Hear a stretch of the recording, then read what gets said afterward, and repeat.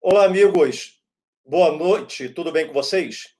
É um prazer mais uma vez estarmos juntos, reunidos aqui na nossa live de todas as segundas-feiras e sempre trazendo um tema interessante com especialistas na área para poder trazer informação para todos os amigos e amigas que acompanham o nosso trabalho. E hoje nós falaremos especificamente sobre aqueles golpes pela internet. Quem nunca foi vítima, ou, de repente, quem não conhece alguém que já foi vítima desses golpes na internet. Semana passada mesmo, recebi ligações de pessoas que me disseram que alguém estava se fazendo passar por mim, ligando para a pessoa, dizendo que eu estava convidando para uma festa, né? Então, prontamente, nós colocamos em nossas redes sociais o comunicado que não estávamos convidando ninguém para poder participar de qualquer tipo de festa. Então, daí vai a intenção das pessoas. E para poder falar sobre este assunto, nós temos dois profissionais da área de segurança pública, o doutor Gustavo Mesquita, que é delegado e presidente da Associação dos Delegados de Polícia do Estado de São Paulo. Doutor Gustavo, uma boa noite para você e muito obrigado pela gentileza de estar conciliando a sua agenda com esta nossa live. E também o doutor Cleiton Bezerra, que é o nosso amigo também, delegado de Polícia Federal do Rio de Janeiro. Doutor Cleiton Bezerra, boa noite. Uma satisfação enorme estar falando com você, doutor Cleiton, para que nós possamos esclarecer para os nossos amigos os problemas que ocorrem em relação a esses crimes da internet, esses golpes na internet. Segundo dados aí do Serasa, em 2018, a cada 16 segundos um golpe era praticado na internet. E hoje, nós que temos o WhatsApp como sendo uma das melhores ferramentas para comunicação remota, tem sido a preferência dessa mancha da criminalidade. Uma boa noite, meu amigo doutor Cleiton e doutor Gustavo. Caiu a conexão do doutor Cleiton? Deixa eu me ver. Programação ao vivo. Está aqui o doutor Cleiton Bezerra e o doutor Gustavo Mesquita. Boa noite, doutor Gustavo Mesquita, pela ordem que nós falamos. É um prazer enorme estar falando com você. Muito obrigado, doutor Gustavo, por ceder um espaço da sua agenda para que nós possamos esclarecer com esse tema de tão grande importância. Tanto você, doutor Gustavo, quanto o doutor Cleiton são profissionais da área de segurança, um da Polícia Civil de São Paulo, outro da Polícia Federal, que atua no Rio de Janeiro, com vasta experiência nessa parte, principalmente de golpes aplicados na internet. Uma boa noite, doutor Gustavo. Boa noite a todos. Cumprimento a você, deputado federal Vinícius de Carvalho, agradecendo a oportunidade de falar à população, procurando esclarecer um pouco e ajudar na prevenção de crimes, que sem dúvida alguma, essa é a nossa missão, né? Cumprimento também meu colega, doutor Cleiton Bezerra, e tenho certeza poderemos aqui conversar e traçar importantes pontos sobre esse tema de tamanho relevo, que adquire contornos cada vez mais importantes para a sociedade. Muito obrigado, doutor Gustavo. Doutor Cleiton Bezerra, boa noite. Tudo bem, meu amigo? Boa noite, meu amigo. É um prazer enorme estar falando contigo. Saudade, muita saudade de você. Uma parceria muito grande, um profissional extremamente competente, dedicado, para a sua população. A população de São Paulo está de parabéns. Boa noite, meu amigo Gustavo. É um prazer estar aqui para a gente poder falar um pouquinho sobre esse tema e, se possível, deputado Vinícius, Sim. pouquinho sobre também as fraudes sexuais. Tá? A gente vai falar de muitas fraudes, mas eu gostaria de um pedacinho falar das fraudes sexuais, que hoje em dia, como o senhor colocou, nós estamos num mundo completamente interconectado. O WhatsApp é uma ferramenta hoje que quase todo mundo tem e usa para o lazer e para trabalho, né? E as nossas crianças estão usando, deputado, muito, né? E é de bom tom que a gente fale um pouco sobre esse tema, porque elas acabam ficando mais vulneráveis, né? Por ainda estar em formação. Mas vamos lá, vamos falar sobre esse tema que é muito interessante. Perfeitamente, e tanto o Dr. Cleiton quanto o Dr. Gustavo, vamos nos tratar como você, sem a formalidade, né? Porque aqui estamos entre amigos, essa live completamente informal, e passarmos a informação, que tanto o Dr. Cleiton, que é profissional da área de segurança, também com especialidade nesta área, Dr. Gustavo também, no estado de São Paulo, é também um profissional da área de segurança, especialista nessa área, todos nós da área do direito também.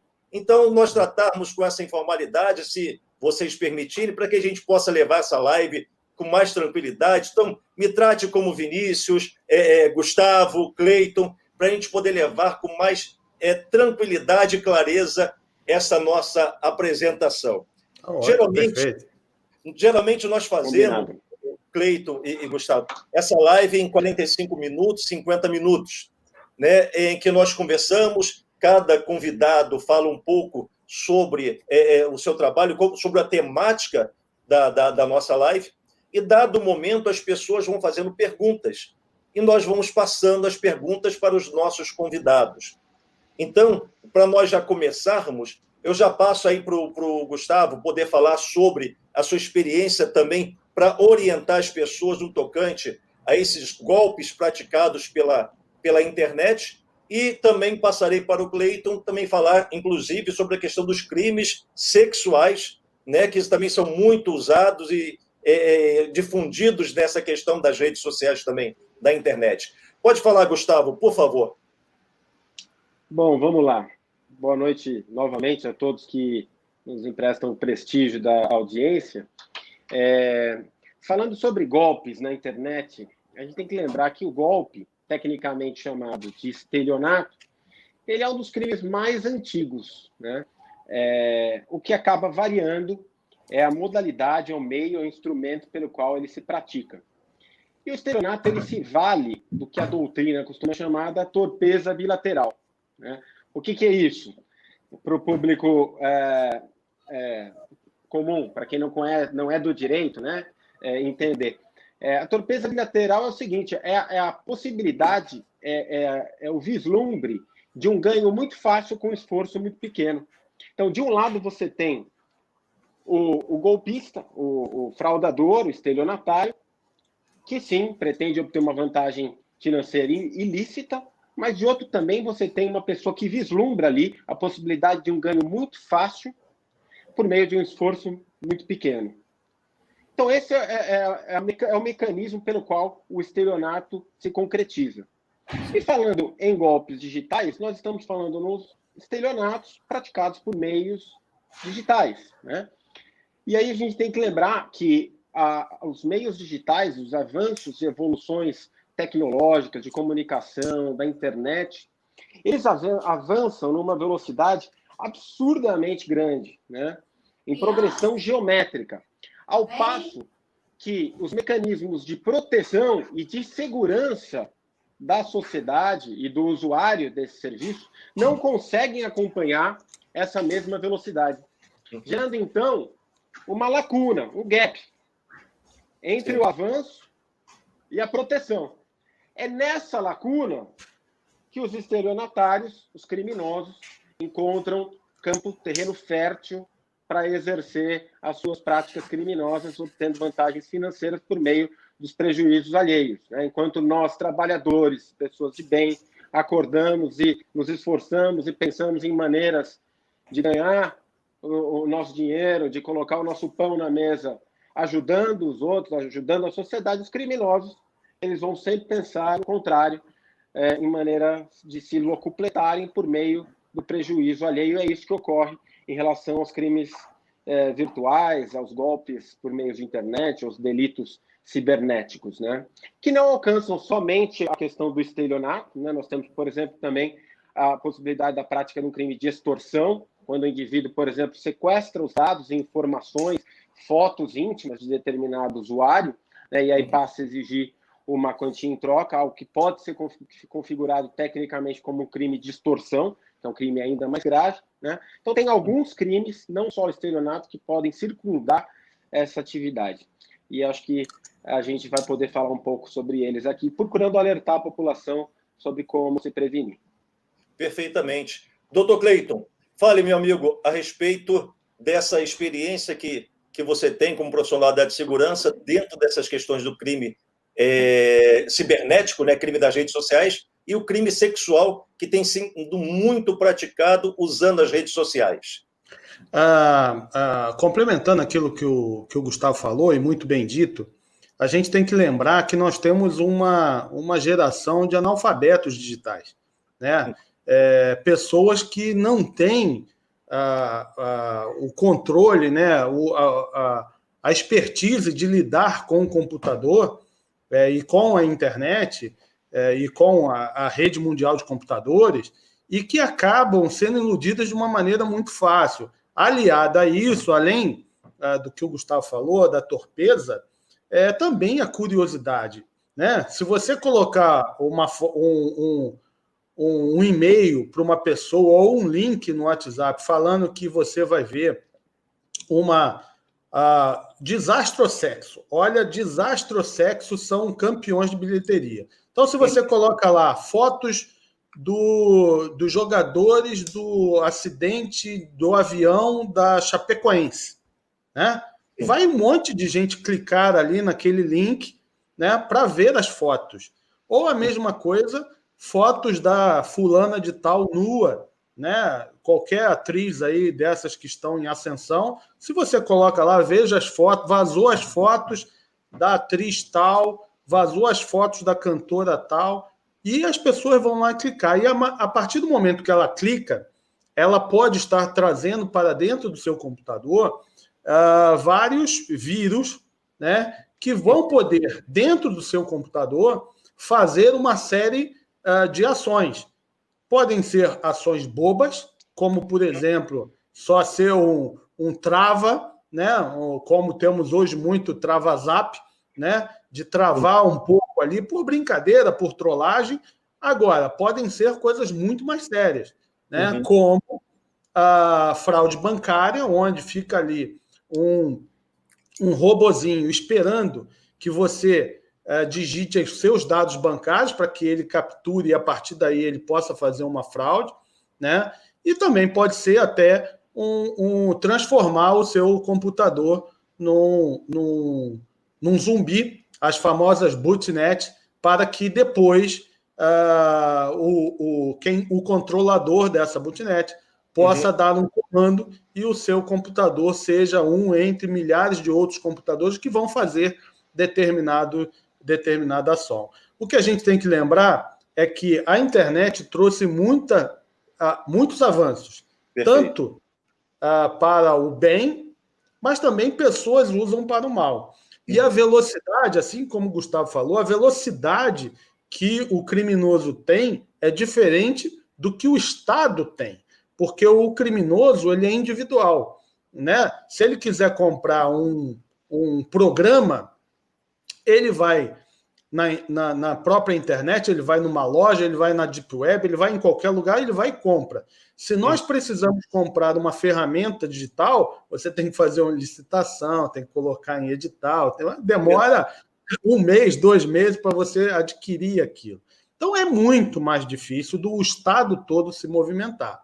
Tá? Então, se antes o criminoso, para fazer um furto, ele ia para uma praça e ficava observando quem deixava a carteira à mostra, quem deixava a bolsa sem vigilância. Agora ele simplesmente entra no computador a qualquer hora e ele pode praticar fraudes em qualquer lugar do país e do mundo. Tá? Então ele deixou de ser aquele furtador, né, da pracinha do bairro e ganhou o Brasil inteiro. Ele pode fazer fraude no país inteiro. Da mesma maneira com que se fala de fraude de dinheiro, você também tem as fraudes sexuais. né? Que aí a gente tem que lembrar das nossas crianças. Existe uma pesquisa que saiu em 2018 de uma revista especializada em smartphone, e ela diz que crianças até 12 anos de idade, 95% das crianças até 12 anos de idade já têm o seu smartphone ou usam o smartphone dos pais. 95% das crianças que nós temos hoje. E, pasmem, apenas 30% dos pais disseram que tem algum controle sobre o conteúdo que o filho vê. Dessas, então, 95% com até 12 anos, só 30% dos pais. Exatamente. Só 30% dos pais dizem que tem algum controle. Eu não estou falando controle absoluto, não. Eu estou falando algum controle sobre o conteúdo que os filhos veem.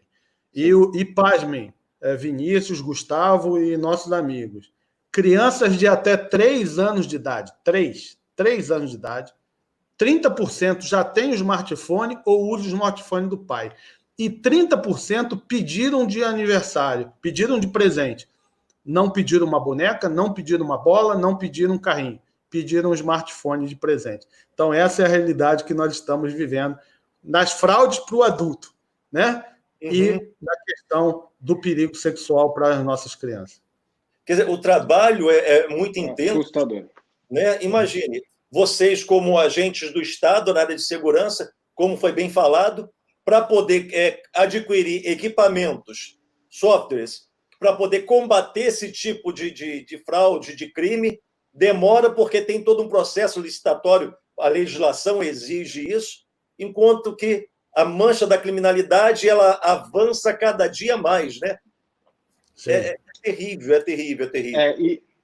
E é interessante observar que a velocidade realmente dos criminosos é tão grande que a gente pode sentir rapidamente uma mudança de comportamento. E aí eu queria trazer até um fator aqui interessante que a gente tem observado, que durante a pandemia ocorreu um crescimento ainda maior das fraudes por meios virtuais. E por quê? Porque a criminalidade de rua, esse furto comum, como disse o Clayton, né, em que o indivíduo está ali no dia a dia, observando um momento propício para atuar, alguém mais desavisado, tal. Isso acabou diminuindo porque tinha menos pessoas nas ruas, né? Então, naturalmente, esse tipo de crime, de criminalidade mais de varejo, digamos assim, acabou diminuindo. E imediatamente a gente pôde ver um crescimento dos crimes virtuais, porque essa criminalidade acabou migrando para essa forma virtual, onde as pessoas passaram naturalmente a utilizar mais, né, os computadores, a internet.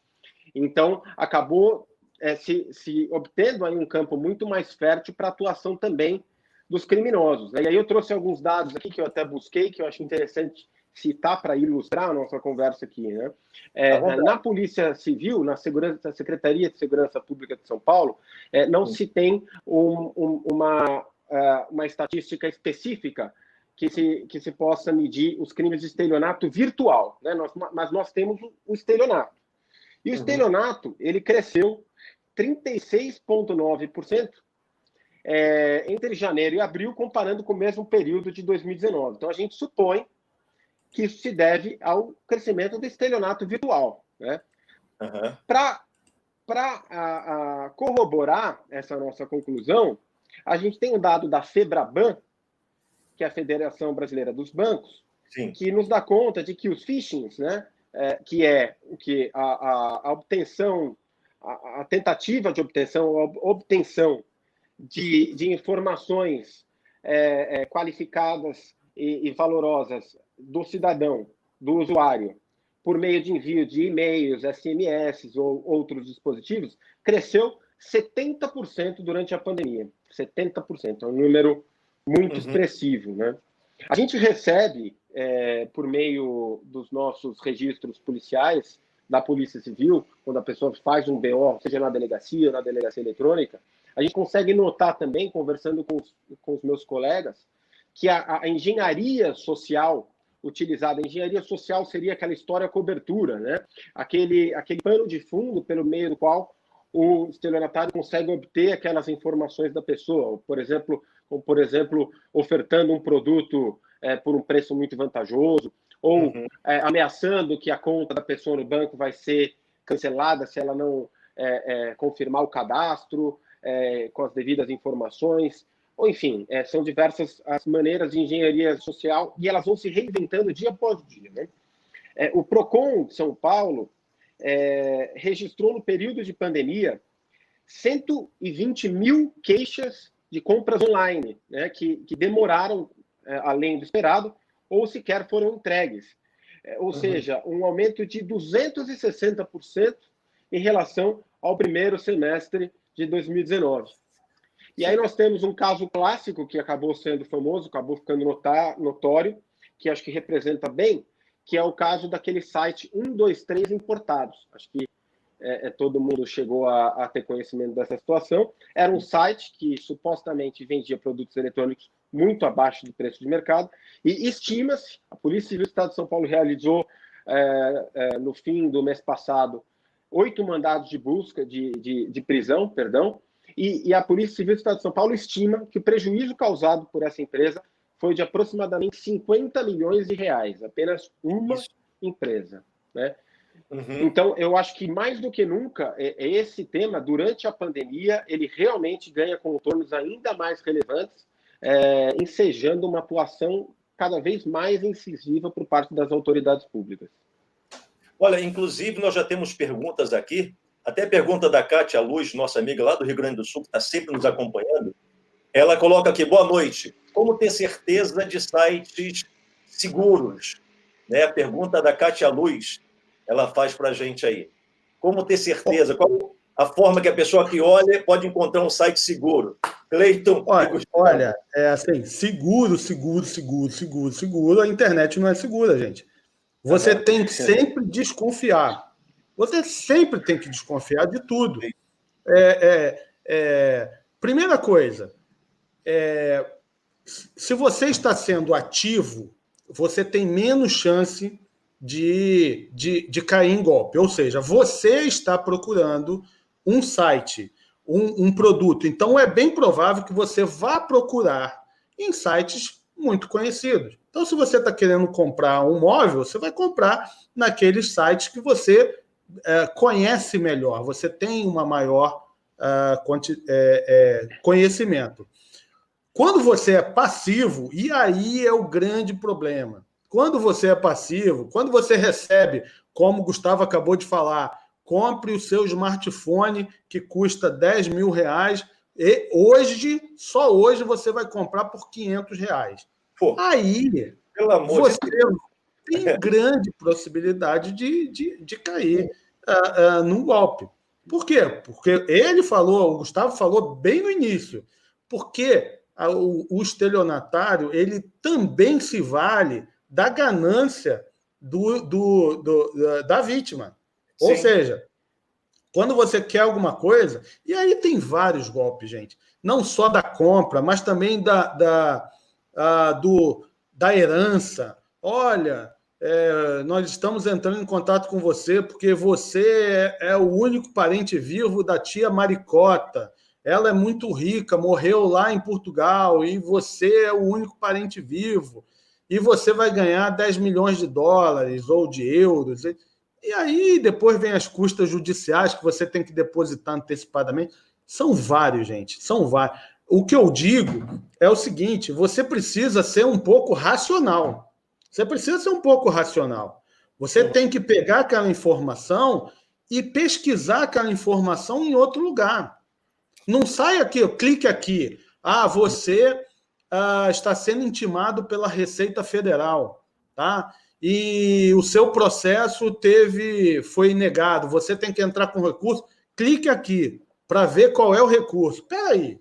Eu tenho algum processo na Receita Federal? Eu fiz alguma coisa na Receita Federal? Deixa eu olhar se o site é da Receita Federal. Deixa eu olhar se aquele e-mail que está vindo para mim tem todos os nomes e logins da Receita Federal. Você tem que desconfiar de tudo. Né? Então, Como fazer para navegar seguro? Primeira coisa, desconfie de tudo. Se você desconfiar de tudo, se você procurar o máximo possível, ter o cuidado, pesquisar, e aí, infelizmente, Vinícius e Gustavo, talvez vocês concordem comigo, nós vivemos uma sociedade que é impaciente, que quer tudo num clique. Né? A quantidade de fake news que toda hora as pessoas mandam, absurdas, assim, que, gente, isso daí já aconteceu, gente, pô, esse menino não está doente, ele não vai ganhar um centavo cada vez que clicarem aí, pelo amor de Deus. E vocês já devem ter ouvido essas fraudes aí em vários locais. Né? Então, a minha amiga do Rio Grande do Sul, fique desconfiado o tempo todo. E isso, o Vinícius, é uma das características do crime cibernético. Uhum. Você está em São Paulo, eu estou no Rio de Janeiro, Gustavo está em São Paulo, a colega está no Rio Grande do Sul. Enquanto eu trabalhava na fraude bancária da Polícia Federal, aqui no Rio de Janeiro, tinha mais ou menos um modo operandi que era o seguinte: a quadrilha de São Paulo, ela clonava cartões de vários locais, claro, lógico, evidente, né? Ela mandava phishing, clonava, pegava dados bancários, colocava chupa-cabra nas maquininhas, ela clonava a maquininha de recepção de cartão, fazendo tudo. O que ela fazia? Ela pegava os cartões do Rio, a quadrilha de São Paulo, tá, gente? Ela pegava os cartões do Rio e ia gastar nas lojas do Nordeste. Ela pegava os cartões do Nordeste e ia gastar nas lojas do Rio Grande do Sul. Para que isso, Vinícius? Porque quando você é fraudado, você acaba fazendo a denúncia onde você vive. Uhum. Ou seja, eu do Rio de Janeiro ia numa delegacia do Rio de Janeiro. Só que a quadrilha está em São Paulo, que a polícia do Rio de Janeiro não vai em São Paulo, e as compras eram feitas no Nordeste, ou seja, tudo para dificultar, né?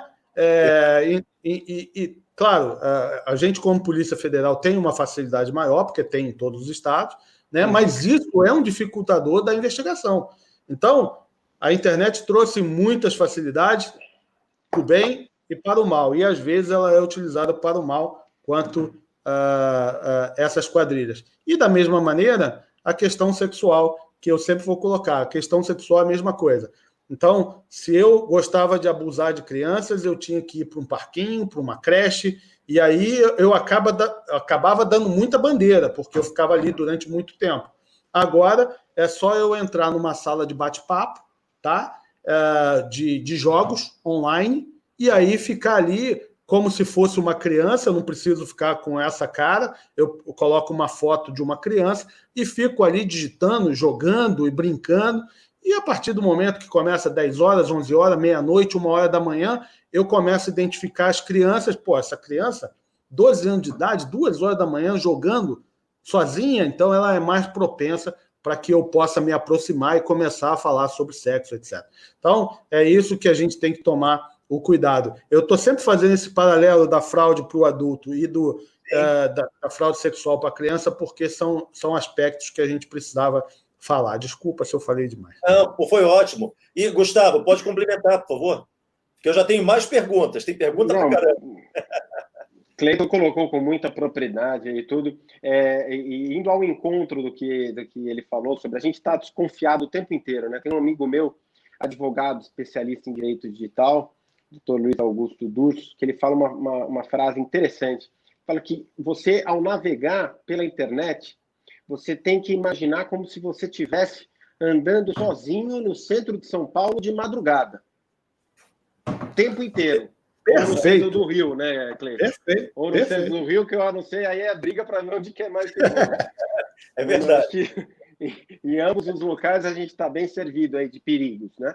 Então, eu acho que isso é muito importante. Você tem que estar com a guarda alta o tempo inteiro, porque o tempo inteiro você vai estar sofrendo ameaças, vai vir um link, vai vir uma imagem, vai vir uma informação, você vai estar tentado a clicar, e todos nós estamos sujeitos.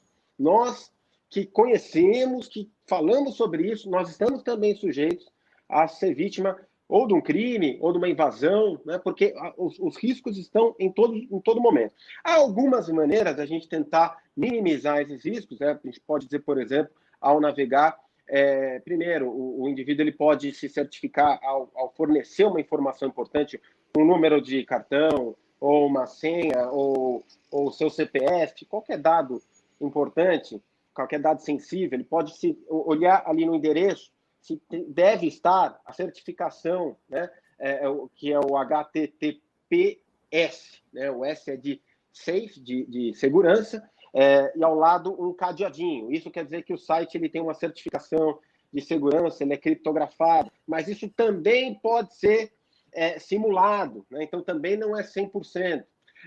Uma recomendação que eu acho interessante é você, quando você entrar no site da sua instituição bancária ou qualquer organismo social, evite sempre entrar por meio de um clique de um link, né? Ao invés de digitar no buscador, digite direto. Exemplo, né? Banco do Brasil. Ao invés de digitar Banco do Brasil no Google, para o Google te mandar a informação e você clicar no link, digite www.bb, todo mundo sabe, né?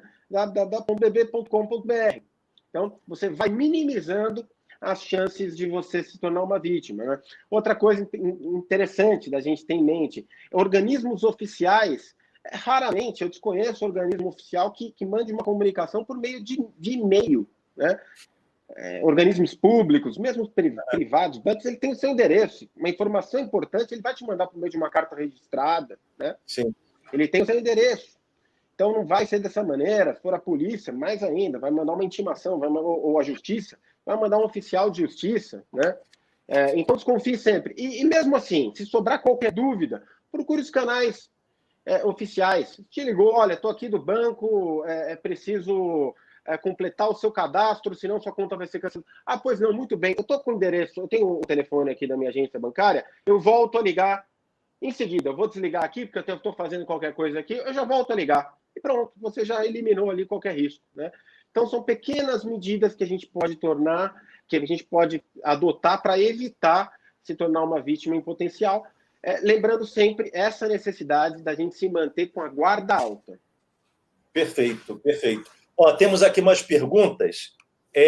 O Fernando ele coloca aqui: quanto à iminente Lei Geral de Proteção de Dados, contribuirá para as autoridades investigarem os delitos em ambiente virtual?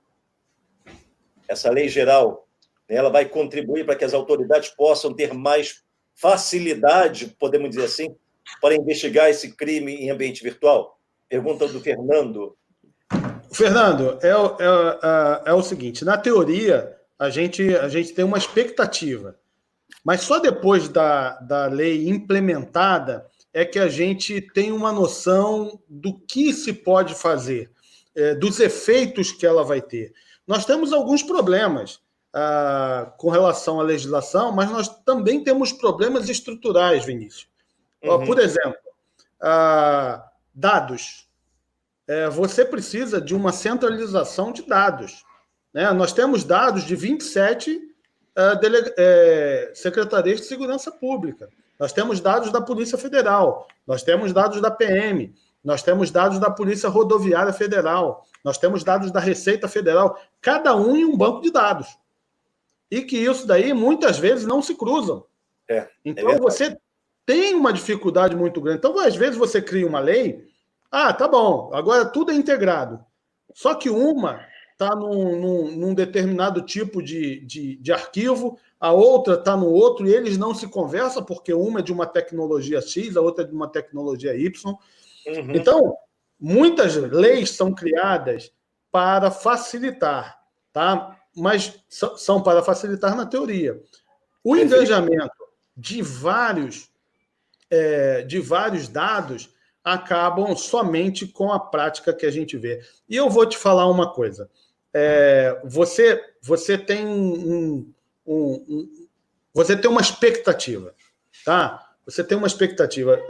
Existem algumas leis que, por exemplo, uma lei cibernética ela não pode nunca falar de coisas muito específicas, porque, né, o CD já não usa mais. Alguém usa CD? Alguém usa disquete?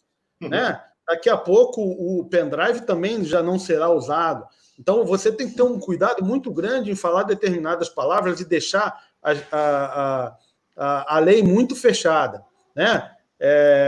Você, às vezes, faz uma programação para um determinado atendimento, e esse atendimento ele é superado por tecnologia em razões muito rápidas. Vou dar um exemplo.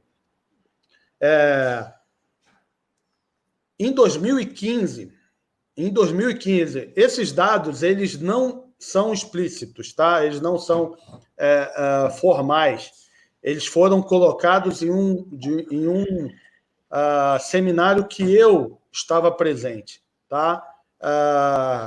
Uma operadora de cartão de crédito bloqueou 203 milhões de tentativas de fraude durante um ano. Então, tentativa de fraude é crime que precisa ser investigado, né? A gente também precisa de investigar. Mas nós não recebemos essas 230 milhões de tentativa de fraude. Se você for colocar, Vinícius, que essa tentativa vai chegar em papel, você vai ter 203 milhões de folhas de papel, se for uma folha só. Uhum. Se for alguma coisa um pouco mais elaborada, você vai ter caminhões e caminhões. Você vai simplesmente acabar com a polícia, né? Se você tem isso num banco de dados, esse banco de dados tem que suportar no mínimo 203 milhões de informações. Então, a quantidade tem que ser muito grande. E o processamento delas deve ser muito grande. Eu estou falando de dados de 2015, que foi quando eu participei desse congresso. Tá? Agora, vamos falar de dados do abuso sexual, da violência sexual. Tá? Em 2015, também no ano de 2015, a Polícia Federal começou a trabalhar com uma ferramenta de investigação que eu não vou explicar aqui, né, porque não pode, mas é uma ferramenta de investigação que tem um determinado tipo de arquivo que era procurado. Uhum. Na minha primeira operação que eu usei essa ferramenta, eu peguei um abusador que tinha 385 mil arquivos de pornografia infantil. Que isso? 385 mil arquivos. E é engraçado, porque ano passado eu participei de uma mesa na Câmara dos Deputados com um colega seu que estava presidindo e um juiz. E o juiz falou que ele deu um mandado de prisão porque tinha um abusador que tinha 525 fotos. 525 fotos. E eu já tinha investigado um que tinha 385 mil arquivos. Olha a diferença. Sim. Em 2019, a Polícia Federal pegou um HD com 10 milhões de arquivos. Então, se você pensa num banco de dados para 500... eu vou fazer para 1.000 fotos, né? Porque a gente arrecadava 500 e pouco. Só numa ferramenta nós tivemos 385 mil. 2 anos depois, nós tivemos 10 milhões. Então, é isso que acontece. Então, respondendo, desculpa, eu me alonguei um pouco, porque eu tive que falar tanto da fraude quanto do abuso sexual. Mas respondendo para o colega, muitas vezes a lei vem, mas a lei vem na teoria. Tá? Você concatenar tudo isso na parte prática, isso só a prática do dia a dia que vai nos falar. Tá? Gustavo. Desculpa. À vontade. Não. Gustavo. Muito pouco a complementar. Cleiton foi brilhante aí. De fato, eu acho que a Lei Geral de Proteção ela traz, sim, avanços em tese, né? Relacionados principalmente não só à investigação, mas também à privacidade do usuário, que passará a ter uma visão muito mais adequada em relação a uma transparência maior em relação à utilização e armazenamento dos seus dados sensíveis, mas também a investigação criminal na medida em que você terá esses dados armazenados obrigatoriamente por um tempo necessário pelas empresas. Isso vai trazer, sem dúvida alguma, uma melhoria no acesso dessas informações, regulamentando também o envio dessas informações, o compartilhamento dessas informações com os órgãos do poder público. Então, ela traz avanços em tese, né? Agora, indo também concordando com o Cleiton, apenas o esforço legislativo, aí puxando um pouco a brasa para a sardinha do nosso deputado, ele não basta, né? Muitas vezes a lei ela é muito boa, ela é muito bem redigida, ela é precisa, mas se ela não vier acompanhada de esforços governamentais, do Poder Executivo, da vontade política do gestor, né, em implementar e fazer aquela lei valer no caso concreto, ela acaba sendo letra morta, né? Então, eu acho que é isso que a gente espera que não aconteça em relação à lei geral. Até porque, Gustavo, complementando o que você está falando, desculpa, Vinícius, a gente tem que lembrar que as nossas leis valem para o Brasil, tá? E hoje, da mesma maneira que eu falei que nós temos que a quadrilha estava em São Paulo, pegava os cartões do Rio e guardava e gastava no Nordeste, eu estou falando isso a nível Brasil. Mas quando você fala também de quadrilhas até internacionais, você vai ter fraude de brasileiro praticado contra pessoas que estão nos Estados Unidos, né? Você vai ter fraude do americano contra o brasileiro e assim sucessivamente. E aí a gente tem que ter mecanismos internacionais, né, para que você possa, por exemplo, fazer uma busca e apreensão. Como é que se faz, Vinícius, uma busca e apreensão na internet, onde os dados estão armazenados segundo a empresa? Não, isso daí fica no meu parque que está sediado. Eu sou uma empresa americana, canadense, francesa, não sei o quê. Você, Brasil, está me pedindo uma coisa, mas o meu parque fica na Tailândia, né? Os meus computadores ficam lá. Veja como é complicado. E você precisa da informação que está ali. Você precisa retirar aquela informação para que você tenha uma prova ou continue a sua investigação. Então, é bastante complicado. Nós temos que avançar em muitas coisas, como, por exemplo, a nossa capacidade de domínio, né, o nosso IP, né, o nosso IP, ô Vinícius, o IPv4, ele é rotativo, ele é dinâmico. Ou seja, você entrou na internet agora, você ganha um IP. Se você desligar, outra pessoa pode pegar aquele IP. Então, a empresa pode dar isso para uma outra empresa. Nós ainda temos isso no nosso país. Então, muitas vezes a investigação esbarra justamente nas questões tecnológicas. A lei é muito clara, ótima, maravilhosa. Você, empresa, tem que me dar os dados. Aí é uma empresa pequenininha, onde o IP dela é compartilhado para 2 milhões. Ela só tem um IP, tá? Só um endereço. E esse mesmo endereço, no mesmo momento, é compartilhado por 2.000 pessoas.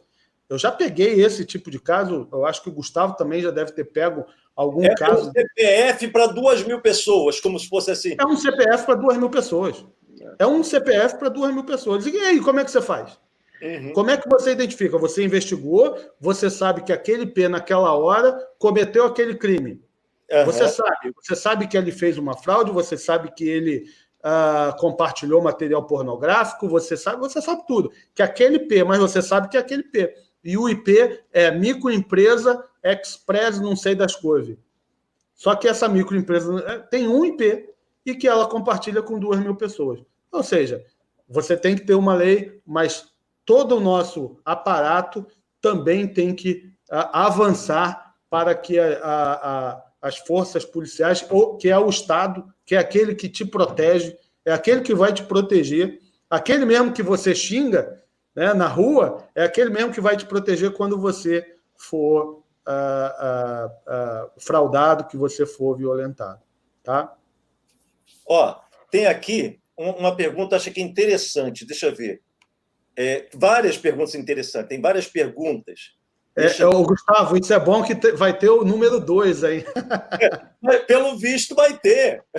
Pelo visto vai ter, não tenha dúvida disso. Estamos juntos, estamos à disposição. Que legal, que legal. Tá aqui. O Nelson, ele coloca aqui, boa noite a todos. existe alguma legislação, eu não tenho conhecimento dessa pergunta, em andamento ou legislação para combater os crimes cometidos pela Deep Web?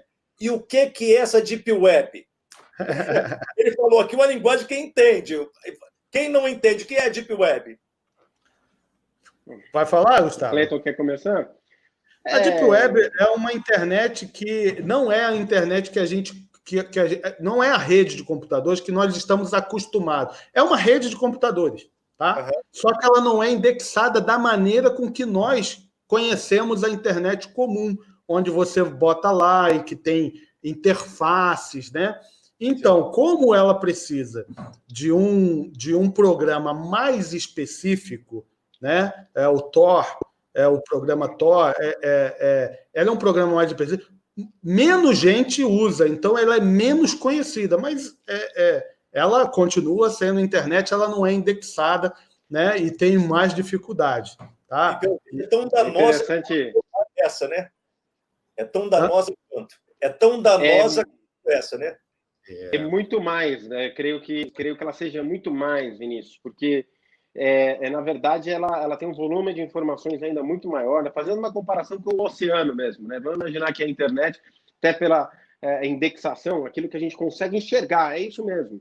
A internet, como nós conhecemos, é aquilo que nós enxergamos, né?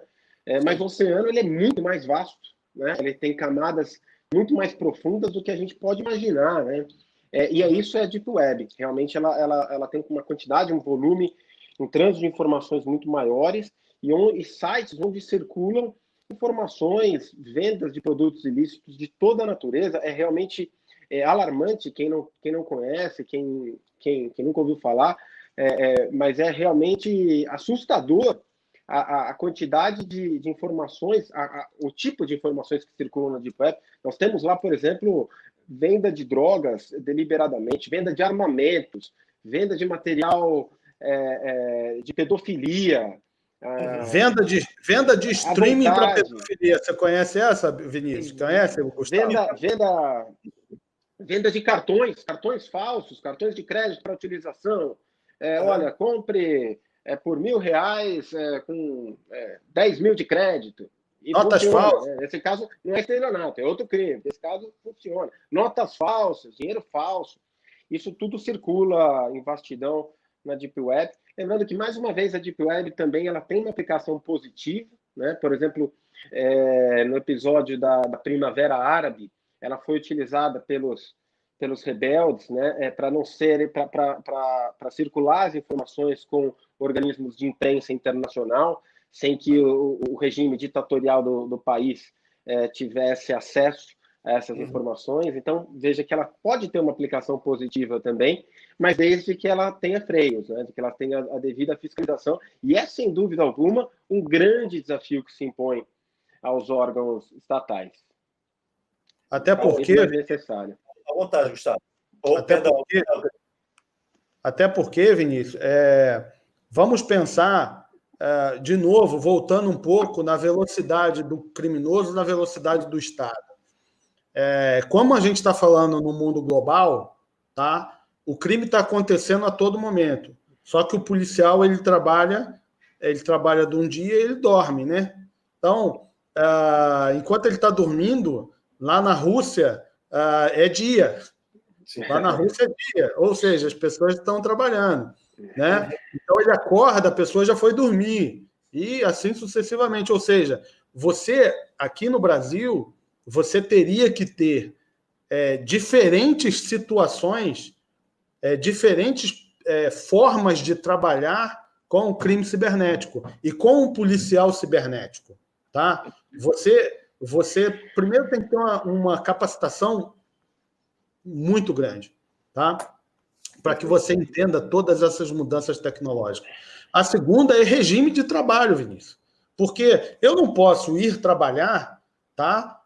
E começar a fazer um monitoramento da minha delegacia. Porque a internet da minha delegacia está escrito lá, Ministério da Justiça, Polícia Federal, né? Então, é só o cara entrar na minha internet, né? Pô, deixa eu ver de onde esse cara tá aqui. Quando ele for ver, ele vai ver que eu sou logado na Polícia Federal, no Ministério da Justiça. Ou seja, eu não posso usar a mesma rede que eu trabalho. Claro. Então, e o horário também, né? Você vai fazer qual o horário para pegar uma quadrilha que, como eu dei o exemplo da Rússia, né? Que tem um fuso horário, nem sei quantas horas de diferença. Então, você teria que trabalhar, ao invés de você trabalhar com todo mundo de 8 às 18, você trabalharia de 20 às 6 horas da manhã. E isso transforma a tua vida numa loucura, né? Então, são desafios, como o Gustavo falou, são desafios que se impõem para todos nós, enquanto órgãos de segurança pública. Tem uma pergunta aqui, quer dizer, várias perguntas, né? Vai acabar o tempo, hein, ô Vinícius? Já está quase acabando. Mas outra. O pessoal está colocando aqui na rede social que é para poder continuar. A gente vai ter que dar uma pausa e daqui a um mês marcar com vocês de novo. Eu estou à disposição. Tem problema, não. Está muito legal o esclarecimento. Muito. Tem aqui a Ju Oliveira, ela coloca aqui o seguinte: quais as medidas aplicadas para quadrilhas que agem no país, mas são oriundas de outros países? Infelizmente, o assédio sofrido por crianças e adolescentes através de mídias de cunho sexual também é muito pesado. No caso do crime internacional, esse crime fica a competência da Polícia Federal, né? E a Polícia Federal, ela é a Interpol. A Interpol é um grupo de polícias, né? A Interpol é um grupo de polícias, que no Brasil é a Polícia Federal, né? Que faz esse papel. Então, nós temos policiais espalhados pelo mundo, né? E que faz essa troca de informação. Então, a Interpol, ela fica na França, né? E ela tem adidos policiais nossos lá, e a gente, quando tem uma investigação que vai envolver vários países, você faz através da Interpol.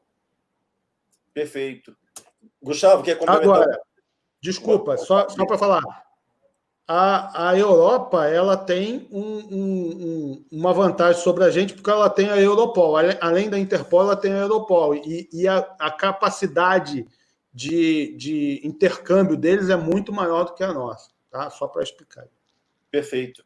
Quer complementar mais uma coisa, Gustavo? Talvez nessa questão da pedofilia, tão somente lembrar a necessidade, como já foi dito, mas reforçar aqui, a necessidade dos pais fiscalizarem a todo momento o conteúdo visualizado pelos seus filhos, né? Isso é fundamental. E, diante de qualquer suspeita, denunciar o fato à polícia civil, a Polícia Federal, às autoridades competentes, né? Inclusive... Exatamente. É muito importante o que o Gustavo disse, porque apenas 10% dos casos chegam ao conhecimento da polícia, Vinícius. Então, nós temos aí 90% dos casos, e foi isso que me motivou a fazer um trabalho muito grande na área da prevenção, porque quando eu identifiquei que se eu resolvesse todos os meus inquéritos, eu só estava resolvendo 10% dos casos, isso me bateu um desespero muito grande, né? Porque a gente precisa de estudos, a gente precisa de uma série, a gente precisa quebrar mitos. 70% dos casos do abuso sexual são dentro de casa, mais de 90% dos casos o abusador conhece a vítima e tem uma ascendência, um poder sobre ela. Então, isso é muito difícil. Basta vocês verem um documentário chamado Por Dentro do Ouro, No Coração do Ouro, que diz respeito sobre as ginastas americanas que foram abusadas por mais de 20 anos pelo próprio médico da equipe americana. E, muitas vezes, tem técnicas, eu não vou ficar falando aqui para vocês, porque o documentário é bem legal. No Coração do Ouro, na HBO, assistam, muito bacana. Se você quiser depois, Vinícius, fazer um só sobre o abuso sexual, dá aí pano para 10 programas sobre isso. E tem o do Jeffrey Epstein, né? Também no Netflix, também, que é muito bacana. Do Jeffrey Epstein, também é um outro documentário que eu recomendo no tema, que é assustador. A rede de poderosos e famosos, personalidades que envolvia atividade de pedofilia, né, que é tão abjeta. Tem uma pergunta aqui interessante. Vou fazer a do Tiago e depois tem mais uma outra que eu vou fazer como a última, que tem muitas perguntas. Né? Nós já estamos aqui há quase uma hora, né, na nossa live. O Tiago ele coloca aqui o seguinte: boa noite, sou o Tiago de Mongaguá. Um abraço para todos os amigos de Mongaguá, Tiago. Qual o argumento que os pais poderiam usar para orientar os filhos? Pois muitos não querem ouvir os pais. Aí fica difícil, né? Aí é questão de conversa familiar mesmo. É sentar e conversar. E mostrar para eles, porque eles não vão entender. Né? Eles não. Tudo tem o seu momento de se falar. Sim. Mas você precisa mostrar para essas crianças o que acontece, né? Dos perigos que ocorrem. E eles são reais, Vinícius. Eu falo isso porque trabalho disso há muito tempo. Sim. E a frase que eu mais ouço quando atendia as famílias era: eu nunca imaginei que isso pudesse acontecer. Essa é a realidade.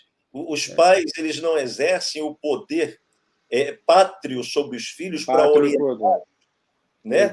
Orientá-los. Eles querem deixar os filhos, para não atrapalhar os pais, botam os filhos na internet e não querem cuidar. Aí, antigamente, problemas, fala isso. Antigamente tinha um comercial que falava assim: abrace o seu filho antes que um traficante o abrace. Uhum. E talvez a gente tenha que falar: converse com seu filho sobre sexo antes que um pedófilo fale com ele sobre sexo. Mas é verdade. Quer complementar alguma coisa, Gustavo? Não, perfeito. Tem mais. Vou fazer a última pergunta da Valéria. Né? Peço desculpa aos demais amigos. Nós vamos guardar essas perguntas, as outras, tá, Tamires? Que é a nossa assessora. As outras perguntas que eu não fiz para a nossa próxima live. Vamos programar para o início de... Agora estamos em julho, agosto, setembro. Vamos ver se a gente programa em setembro, tá? A gente concilia com a agenda de vocês, para a gente poder... Desafio aceito. Oi? Desafio aceito, deputado. Perfeito, perfeito. Olha aqui a pergunta da Valéria. O que é que o internauta deve fazer caso perceba que clicou em um link falso? Já era? Tipo assim, clicou, já era ou tem como fazer alguma coisa? Como diz lá no Rio, perdeu. E aí, Gustavo, vai lá. Olha, tem algumas maneiras, né, de você perceber que, eventualmente, que o seu computador foi infectado, de que o link é falso, de que estão usando os seus dados, né? Por exemplo, a falsa identidade, o furto da sua identidade, da sua rede social, você passar a receber mensagens de alguém que você não solicitou, de um lugar que você não citou, suspeite, né? Você notar no seu computador, começar a travar demais, também é um motivo de suspeita, a utilização de antivírus constantes. Agora, uma vez que você permitiu que um malware, né, que é aquele arquivo malicioso que é capaz de capturar os seus dados ou invadir as suas informações, ele entrou no seu computador, você, infelizmente, esperamos que ainda não tenha já sofrido algum prejuízo, né? Sofrendo algum prejuízo, procurar a polícia, noticiar o fato à polícia, registrar um BO, mas se perceber isso, passar um antivírus, buscar os meios adequados aí, eventualmente até formatar o dispositivo. Tem uma dificuldade muito grande hoje, né? Que na verdade facilita muito a vida, mas gera também uma facilidade para os criminosos, que é a concentração das informações. Cada vez mais as informações elas estão sendo concentradas num único dispositivo, que hoje é o nosso aparelho celular, né? Então, hoje nós temos os nossos dispositivos bancários, os nossos documentos pessoais agora já estão previstos, né? Identidade, carta de motorista. Então, a tendência é que nós centralizemos todas essas informações, só que a dificuldade é essa, né? No momento em que a pessoa invadiu o seu aparelho celular, ela vai ter acesso a toda a sua vida, todas as suas informações, as suas fotos, a sua intimidade. Então, novamente, a gente tem que tomar bastante cautela. Eu queria fazer uma observação aqui que eu não posso deixar de fazer em relação a um crime que aqui em São Paulo tem ocorrido muito. Acredito que o Cleiton também tenha observado isso no Rio.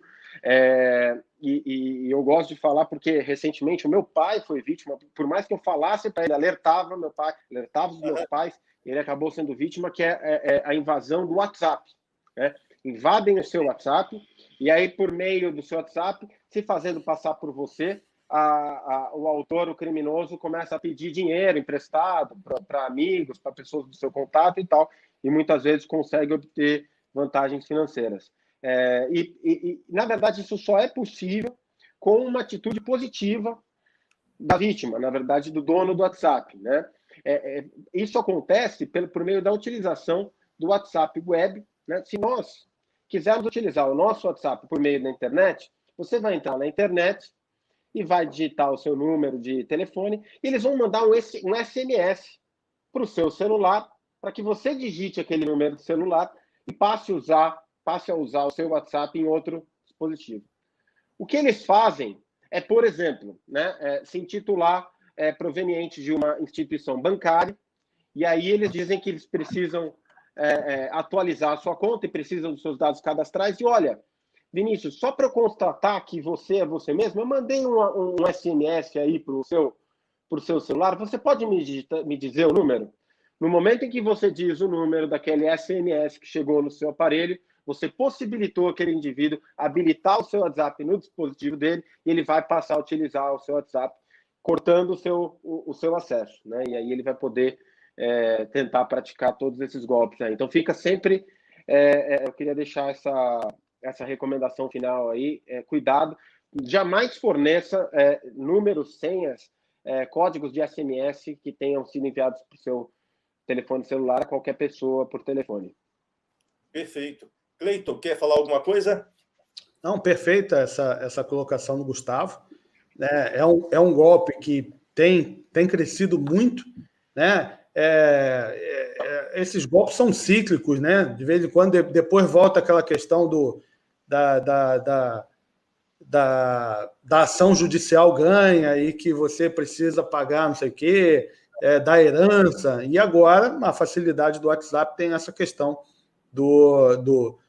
eles nem sequestram, né? Na verdade, eles pegam as tuas informações, fazem o procedimento como o Gustavo descreveu e começam a pedir para os seus amigos. E aí os seus amigos vão... Tá, você conta uma historinha, né? Uma história lá, poxa, aconteceu isso, fulano morreu, não sei lá o quê, eu preciso do dinheiro. E assim, muito... o dinheiro até assim, não são quantias astronômicas, porque o cara tem que ter ali rápido para poder passar, né? Mas com a quantidade que eles fazem, eles conseguem ter um bom lucro. Né? Mas ficar atento, gente, não aperta. A colega perguntou aí, se eu apertei, perdi? Não aperta. Pensa duas vezes antes de apertar. Observe. Né? Exatamente. Olha, eu quero agradecer tanto o doutor Gustavo Mesquita, né, que é delegado e presidente da Associação de Delegados de Polícia do Estado de São Paulo, Polícia Civil do Estado de São Paulo, e tanto o amigo também, doutor Cleiton Bezerra, delegado de Polícia Federal do nosso estado do Rio de Janeiro. Agradeço os amigos e vamos combinar direitinho em setembro para poder voltarmos com esse assunto. Né? Como eu disse, temos muitas perguntas ainda, né, para serem feitas. Tá? Já temos 1 hora de live, excedeu geralmente 50 minutos, mas quando o tema assim interessante, né, nós estamos um pouquinho, entendeu? E quero aproveitar para poder convidar os amigos que na próxima semana, a nossa próxima live, é falar sobre o Fundeb. Nós votamos na Câmara do Deputado, aprovamos a PEC, né, do Fundeb, e ela está indo para o Senado. E nós vamos convidar pessoas para poder falar, tanto profissionais da área de educação, os educadores, quanto gestores públicos, para poder falar o que muda para os educadores e esses gestores públicos com essa aprovação da emenda constitucional que trata sobre os recursos do Fundeb. Então, um tema muito interessante também, que fala de educação, e nós teremos convidados especialíssimos para poder falar também desse tema interessante, quanto esse tema de crimes na internet. Meus amigos, doutor Cleiton e doutor Gustavo, muito obrigado. Eu que agradeço, muito obrigado, gente. Obrigado, doutor Gustavo, por esse bate-papo maravilhoso. Obrigado, Vinícius. Um prazer te rever, né, aqui pela internet. Quando a gente voltar lá para a Câmara dos Deputados, estaremos juntos. Perfeitamente. Muito obrigado aí, meu colega, doutor Cleiton. Obrigado, deputado, pelo convite, pela oportunidade. Queria deixar aí nosso agradecimento principalmente a todos que nos assistiram e dizer que, caso tenham qualquer dúvida, terei prazer em tentar esclarecer por meio das minhas redes sociais aí, meu Facebook, delegado Gustavo Mesquita, ou Instagram, Gustavo_Mesquita. Estamos à disposição, e já avisando também nossa audiência aí que o deputado está convidadíssimo aí, vai participar do nosso programa da Associação dos Delegados de São Paulo. É o programa Abordagem Policial, então em breve aí teremos o deputado Vinícius Carvalho como nosso entrevistado. E ao colega Cleiton, o nosso convite para quando vier a São Paulo nos visitar aqui na Associação dos Delegados. Eu tenho um carinho imenso por São Paulo, tenho muitos amigos aí, tenho um colega que sempre faz a coordenação de um livro, de uma série de livros comigo, delegado Giovanni, lá da cidade de Iporã, Giovanni Agnoleto. E quem quiser, obrigado, Vinícius. Federal Kids, vai lá na nossa página Federal Kids, vocês vão saber alguma coisa sobre a prevenção do abuso sexual contra a criança e adolescente. Eu tô de laranja por causa do Maio Laranja, tá, gente? Essa é a nossa dica. Olha, quero mandar um abraço especial também para o nosso também amigo e irmão Mauro Pereira, né? Mauro, parceiro. Tá? Um grande abraço, filha. Deus abençoe vocês, amigos. Deus abençoe todos vocês e continuemos com esse alto astral, sabendo que amanhã será melhor do que hoje. Deus assim permitirá a todos nós. Uma boa noite. Certamente. Você também. Boa noite, um abraço.